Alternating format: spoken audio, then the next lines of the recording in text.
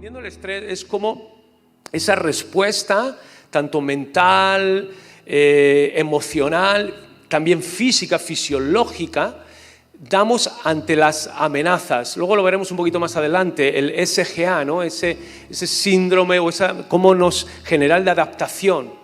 Pero el estrés es necesario. Porque si no, no tendríamos esa tensión, no tendríamos esa capacidad, no tendríamos esa reacción. Estaríamos vacíos, estaríamos huecos, estaríamos totalmente pasivos y apáticos. Así que el estrés es necesario, es la respuesta que damos ante los cambios, ante las amenazas, ante los retos o ante los desafíos. Así que necesitamos entender que esto es natural. Ese estrés lo necesitamos, si no, repito, seríamos pasivos, estaríamos apáticos, estaríamos huecos, vacíos. Lo que debemos comprender es cómo gestionarlo y cómo manejarlo. Pero que es una realidad, y dejarme que os dé algunas estadísticas. Fijaros, las estadísticas según el Instituto Fuller, las estadísticas según el Instituto también Francis Schaeffer o las estadísticas del Centro de Investigación Barna, es decir, son centros de investigación, de acuerdo, serios, nos dice que el 38% de los pastores está pensando en dejar el ministerio. 38, casi 4 de cada 10. A lo mejor no lo dirán desde el púlpito. Cuando digo pastores, obreros, gente que trabaja también en la iglesia, es muy alto. Vemos que el 75% de los pastores reportan estar extremadamente estresados o muy estresados. Y si eso no se soluciona, eso se transforma en algo crónico, tanto por exceso como por duración, y eso nos lleva al burnout, bueno, a la ansiedad seguro, al burnout también, incluso a la depresión. Fijaros algunas estadísticas más. El 90% trabaja entre 55 y 75 horas semanales. Yo no voy a preguntar, pero yo sé que los pastores, los obreros, los responsables trabajamos mucho. Y hay algunos que tienen que incluso doblar porque tienen sus trabajos seculares y aparte también tienen sus trabajos ministeriales. El 70% de los pastores dicen que tienen una autoestima más baja ahora que cuando entraron al ministerio. Es decir, en su estado mental y emocional, en lugar de haber mejorado, han decrecido o han empeorado. El 50% lucha constantemente contra la depresión. Y a esto hay que unirle que muchas veces no tienen o una remuneración adecuada o carecen esa parte relacional que veíamos con la que Dios nos ha creado, carecen de esas amistades cercanas. Un hombro, una oreja, un oído, a quien acercarse para llorar, para expresar la tristeza o para expresar sus problemas. Así que vemos que el estrés es una realidad, como veíamos, igual que el cristiano no está ajeno a las leyes físicas, químicas que Dios ha establecido en su creación y en la naturaleza, como puede ser la ley de la gravedad. Yo, no porque yo sea muy cristiano, me voy a tirar desde un 6º piso y no me voy a caer y no me voy a morir. Debemos entender que también este asunto del estrés afecta a todas las personas. ¿Por qué? Porque todas las personas tenemos esa imagen y esa semejanza de Dios. Hemos sido creados de la misma manera, a un nivel también más allá de lo físico, fisiológico, sino también psicológico. Ahora, el estrés, por algunos datos más, decir que surge en la década de los años 30. Es Hans Selye el que se da cuenta, un psiquiatra en los hospitales, se da cuenta que los enfermos, independientemente de la patología o de la enfermedad que tuvieran, todos experimentaban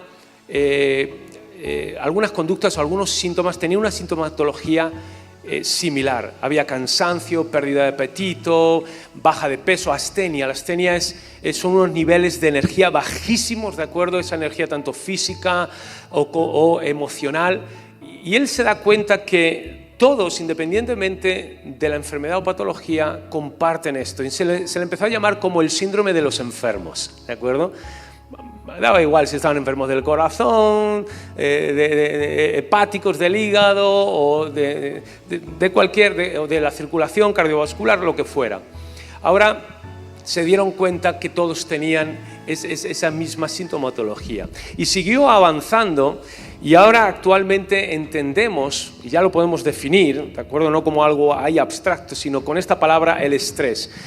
El estrés se define como un exceso, fijaros, de demandas ambientales sobre la capacidad del individuo para resolverlas. Es decir, cuando lo de afuera es mayor que tú, para ponerlo de una manera muy sencilla. Cuando las demandas ambientales externas, exteriores, demandas laborales, demandas emocionales, demandas en este caso mentales o demandas relacionales, sociales de la agenda, cuando las demandas son mayores que los recursos que hay dentro de ti, ahí se provoca un estrés malo. Lo veremos ahora un poquito más adelante. Es decir, cuando la presión exterior es mayor que la presión interna que tú puedes ejercer y no tenemos esos recursos para resolverlo. Veíamos que el estrés es inevitable ante cualquier cambio. Puede ser un cambio bueno o malo. Te cambias de casa, provoca estrés. Hay un embarazo, tu esposa se queda embarazada, provoca estrés. Cambias de trabajo, también hay un estrés. Hay un desafío, cualquier cosa, cualquier cambio, sea bueno o malo, hay una pérdida, estás en luto, hay un estrés. Te quedas sin trabajo, hay un estrés. Cualquier cambio eso genera, ¿de acuerdo? Y conlleva una adaptación. En todo esto hay dos tipos de estrés. Digamos, el bueno, el natural, que se denomina eustrés, y el malo, el que no queremos, que es el distrés. Ese es el que tenemos que evitar, ¿de acuerdo? El eustrés es el que nos activa. Vemos ese desafío, esa amenaza, como veíamos, ahora lo vemos, nos activa para enfrentarla o para huir. La adrenalina ahí se presenta, como hemos dicho, te activa tus ojos, la agudeza, el corazón latiendo con fuerza y te activa el cortisol, ahí también te da la capacidad para mantener y resistir. Eso es el estrés que te activa, y el distrés es aquello que es malo. El eustrés es la activación óptima que mejora los niveles de salud y ese rendimiento para la actividad cotidiana. Si no, seríamos unos armarios, seríamos ahí un mueble de cocina, que estaríamos ahí muertos de risa, ¿de acuerdo? Y que no tendríamos ninguna capacidad o actividad. Ahora, el distrés es esa activación inadecuada, normalmente por exceso. Pero si hay una falta de estímulo o de motivación, también puede ser un distrés por una falta, en este caso, de actividad o de inacción, o por un exceso en este caso de inacción. Así que cuando hay una activación inadecuada por exceso, normalmente, o por una vida totalmente apática, que no te mueves, cuidado, que eso también es un tipo de estrés negativo. Las fases, ¿de acuerdo?, de este síndrome general de adaptación, lo tenéis ahí. Hay una fase de alarma, cuando ponía yo el ejemplo de cuando estás caminando en medio de la noche a solas y aparece un perro grandote ladrando y encima con espuma en la boca, hay una alarma, la adrenalina se dispara, valoras las posibilidades. Ahí baja, en este caso la respuesta fisiológica es como en shock, pero rápidamente por eso la adrenalina se genera a nivel fisiológico para poder afrontar ese reto, o sea que batalles contra él o sea que huyas de él y te apartes. Inmediatamente después viene la resistencia, y la resistencia, de acuerdo, es para mantenerte, y ahí aparece la famosa hormona del estrés, el cortisol, y ahí estás aguantando. Pero si eso se extiende, de acuerdo, llegas a una fase del agotamiento. Así que vemos la fase de reacción de alarma, un estímulo estresante, un primer momento, la resistencia baja por debajo de lo normal, se desarrolla la adrenalina, la resistencia, después entras en una fase de resistencia, pero claro, somos limitados. No somos ilimitados. Y nuestras resistencias, nuestros recursos son limitados también. Y por eso si el estrés se extiende en el tiempo es el problemático. Si no lo gestionamos bien, se extiende en el tiempo por cantidad, es decir, por exceso, o se extiende en el tiempo por duración, tenemos el problema, y entramos en esa fase de agotamiento, donde ya se presenta un cuadro constante, severo, de estrés, el organismo pierde su capacidad de respuesta y al final te agotas, te desmayas, caes en esa depresión incluso emocional, caes incluso a veces en la enfermedad. Todas estas demandas estas demandas de alto estrés provocan cambios. Por eso para mí o para nosotros era muy importante entender que somos cuerpo, alma y espíritu y que no nos podemos separar. Y que una mala gestión de nuestra relación o de nuestra interacción con el mundo exterior, sean con las circunstancias o con las personas, provocan todos estos cambios a nivel fisiológico y también a nivel psicológico. Simplemente las vamos a enumerar, no tenemos mucho más tiempo, pero esto a nivel todo esto que experimentamos y esta mala gestión, vamos a ver, en este caso para mal, pero también le podemos dar la vuelta y podemos ver el lado positivo. Pero estas demandas que provocan cambios a nivel fisiológico, psicológico y fisiológico. Comenzamos a nivel fisiológico, ¿de acuerdo?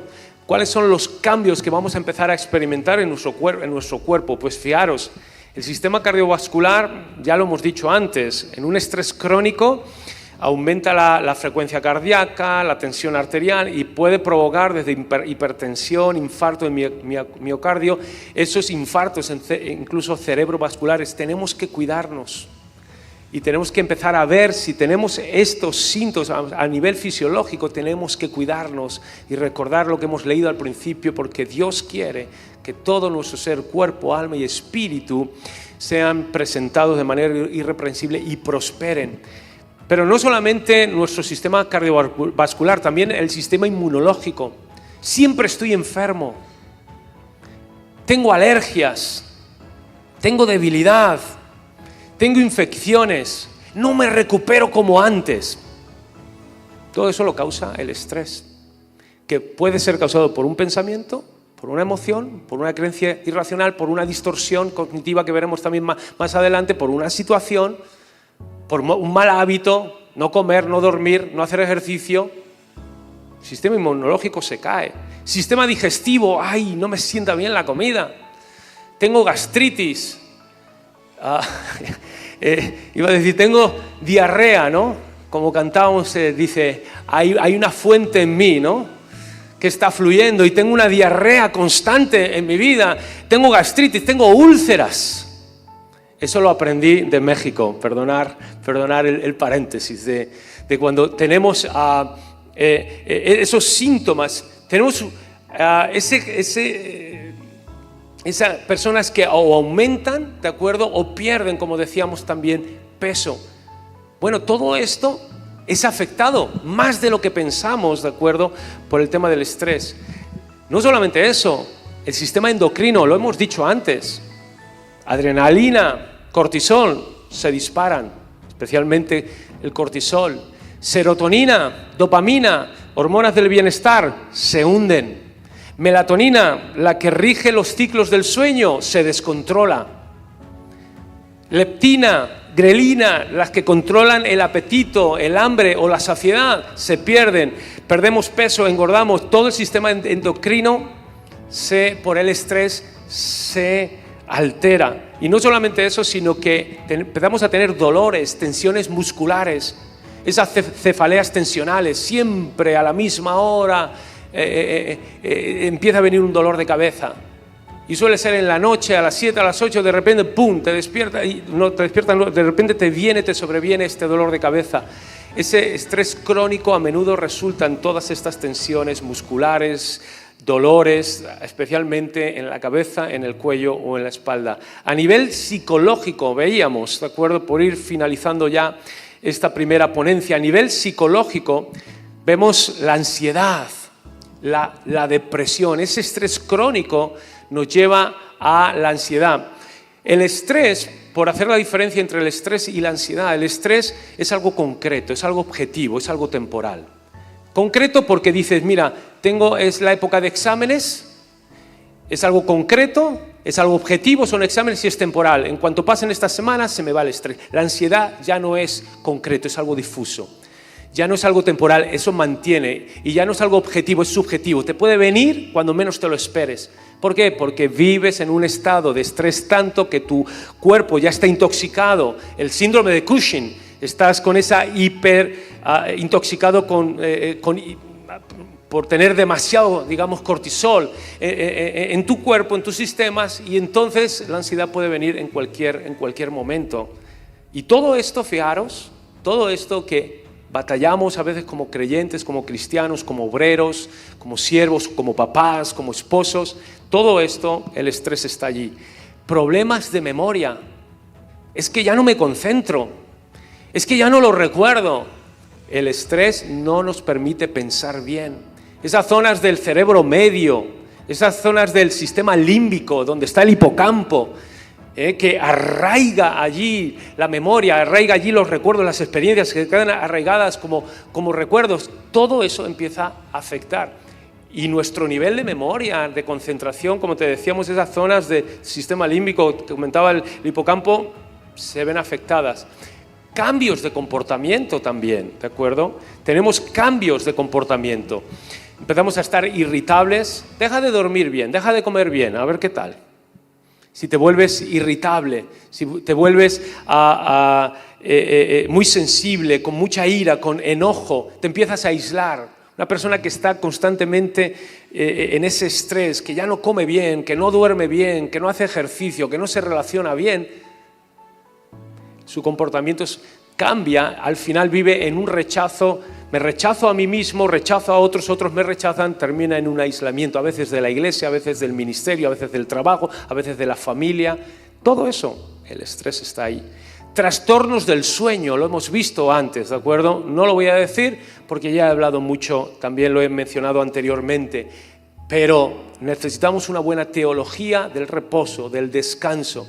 El reposo no es un regalo, no es una recompensa, es algo necesario para estar fuertes. Cuando yo descanso no me debilito, cuando yo descanso me fortalezco. Los que van al gimnasio lo saben, que después de hacer muchas pesas necesitan 2-3 días de reposo. Esos músculos necesitan 2-3 días de reposo para fortalecerse. El descanso no nos debilita, no es una meta, no es un premio, no es un chocolate, es algo necesario, ¿de acuerdo?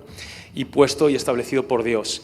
Agotamiento, la última, agotamiento o el burnout, que veremos más adelante, en el que entramos en esa fase de un agotamiento, una despersonalización y una falta de realización que es muy, muy, muy grave. Fijaros, hay un modelo que me gustaría ver, ¿de acuerdo? En estos, yo creo que en 3-4 minutitos terminaremos. Hay un modelo que se llama el modelo de demandas y rol, que es muy interesante. Todo esto nos va a ayudar a discernir, a tener un buen diagnóstico y un buen tratamiento de cómo manejar y cómo gestionar nuestro rol. Ese estrés ministerial en la iglesia o ese estrés laboral, ese modelo de demandas y rol. Estáis viendo en vuestras pantallas ese cuadrito, a un lado pone control, me imagino que por aquí también, pone a un lado control, arriba demandas y pone los símbolos menos y más.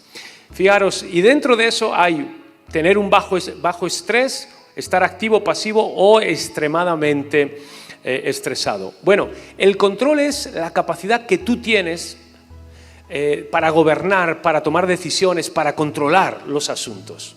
Que a veces tú dices, estoy al control, y a veces dices, estoy fuera de control.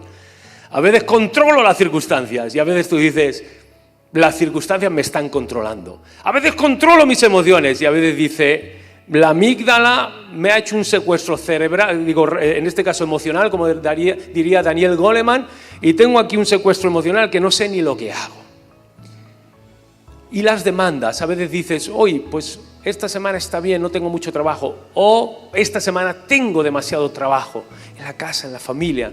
Y repito, trabajo a veces físico, pero a veces puede ser mental, o a veces puede ser emocional. Recuerda, todo está unido, nunca lo vamos a poder separar. Cuando tú afrontas algo, lo afrontas desde una parte fisiológica, mental y emocional. O sea, no lo podemos separar. Y fijaros, esto me gusta mucho porque cuando tienes allí, dice, el bajo estrés es cuando tienes baja demanda. Es decir, tienes pocas cosas que hacer, tu ambiente, tu entorno te está demandando poco y tienes mucho el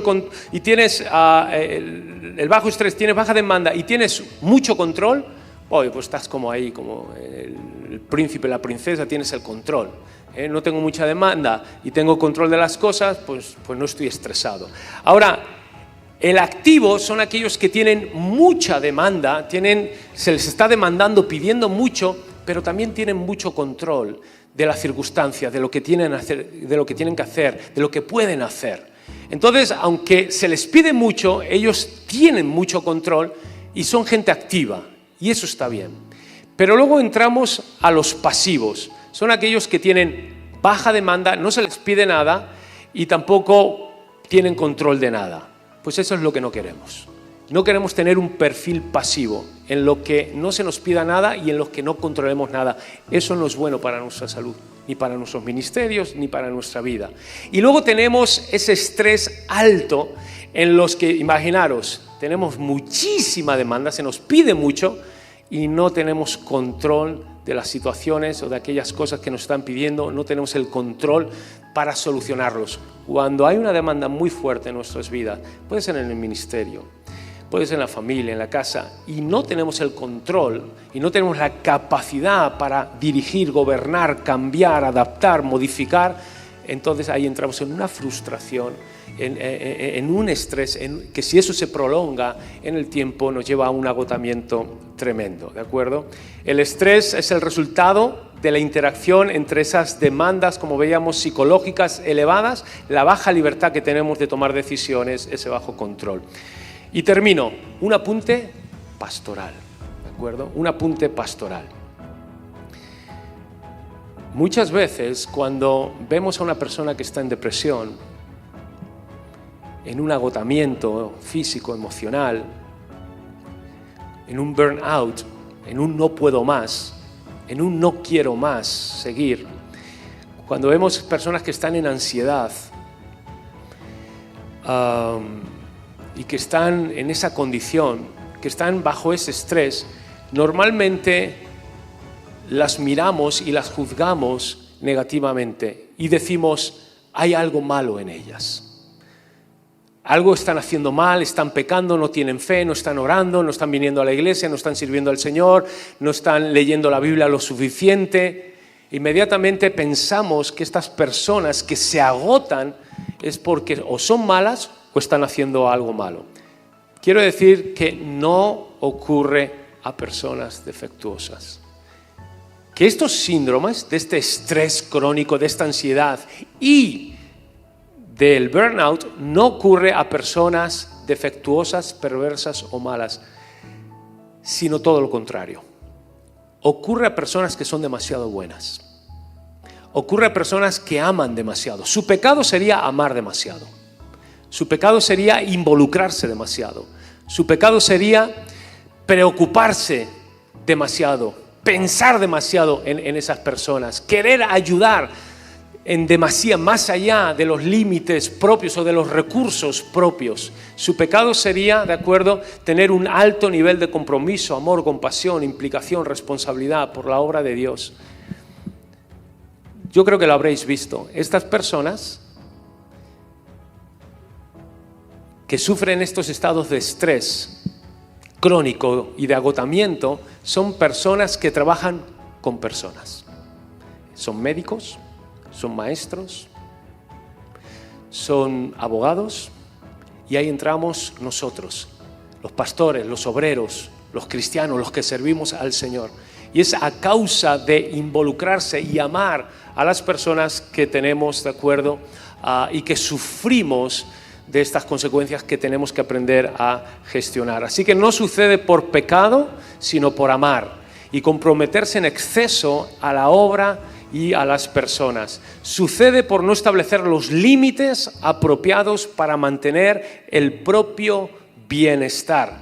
Nuestro bienestar se encuentra en Dios, en su presencia, obviamente, y en sus ordenanzas. Y aquí volvemos a lo que decíamos al principio, a esa imagen y a esa semejanza, a esa creación, a cómo Dios nos ha creado. Dios nos sostiene como nuestro hacedor, como nuestro ayudador, tal como lo hizo con Josué, ese Josué 1, cuando él estaba estresado. Moisés había muerto, no tenía esa cobertura, no tenía esa seguridad, tenía el desafío de entrar a la tierra prometida, no tenía la seguridad tampoco de lo que había dejado atrás, así que allí Josué, en ese estrés cognitivo, en ese estrés emocional y en ese estrés conductual, él pensaba, imagínate cómo él pensaba, cómo él se sentía. O creemos, o cómo él, ¿qué voy a hacer ahora? O creemos que es por azar, o creemos que es porque Dios se equivocó cuando le dijo 3 veces, no temas. Cuando le dijo 3 veces, esfuérzate. Y cuando le dijo 3 veces, sé valiente. Ahí Dios no estaba tratando con su espíritu directamente, ni con su cuerpo. Ahí Dios estaba tratando ¿con qué? Con su alma. No temas tus emociones, esfuérzate en tu conducta, sé valiente, yo estoy contigo. Y ahí Dios tratando en medio de ese estrés para ayudarlo como hacedor, como ayudador, como hemos dicho, para poderlo sacar adelante. Fijaros, terminamos. No puede haber compasión si primero no hay comprensión. Para que seamos compasivos, necesitamos ser comprensivos. Y hasta que no seamos comprensivos y comprendamos lo que le sucede a las personas, las causas, el porqué, cómo gestionarlo, hasta que no seamos comprensivos, jamás podremos desplegar la compasión. Así que para ser compasivo hay que ser comprensivo, pero para tener esa comprensión necesitamos información. Es por eso que estamos aquí en estas jornadas donde estamos viendo a una panorámica muy general este asunto que tiene que ver con una realidad nuestra, de los creyentes de la Iglesia, como es ese estrés a veces crónico, mal gestionado y que necesitamos tener el conocimiento, la información para que una vez que tengamos la comprensión podamos extender la compasión y las soluciones necesarias.